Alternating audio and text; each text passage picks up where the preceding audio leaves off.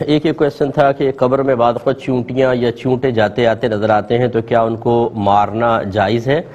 تو جی بالکل جائز نہیں ہے۔ اگر وہ آپ کے لیے آپ کو کاٹیں، مضر صحت ہوں یا مطلب غذاؤں کے اندر جیسے کچن وغیرہ کے اندر ہو جاتے ہیں بہت زیادہ کثرت کے ساتھ، تو گنجائش نکلتی ہے، لیکن قبر میں آرے جا رہے ہیں ان کو نہ ماریں۔ ماریں گے بھی تو کتنوں کو مار لیں گے آپ، وہ باز نہیں آئیں گے۔ جن کو اللہ نے مقرر کیا ہے وہ ضرور قبر کے اندر جاتے آتے آپ کو نظر آئیں گے۔ تو ہمارا مشورہ یہ ہوگا کہ نہ ماریں۔ ہر تر چیز، ہر جاندار چیز اللہ تبارک و تعالی کا ذکر کرتی ہے۔ ہم ایک جہت سے تو یہ دیکھ رہے ہیں کہ شاید یہ مردے کو کاٹیں گے یا تنگ کریں گے، لیکن دوسری جہت سے بھی دیکھیں جتنے چونٹے چونٹیاں ہوں گی یہ اللہ کا ذکر کریں گے، اللہ کا ذکر کرتے ہوں گے تو رحمت نازل ہوں گی، اس سے مردے کو بھی انشاءاللہ فائدہ پہنچے گا۔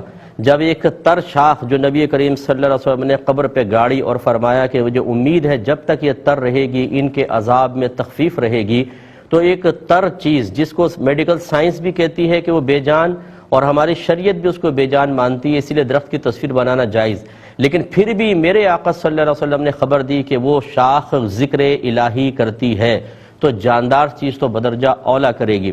اس لیے ایک جہت سے دیکھ کر ان کو نقصان نہ دیں، وہ اللہ کا ذکر کریں گے، اس سے انشاءاللہ مردوں کو فائدہ پہنچے گا۔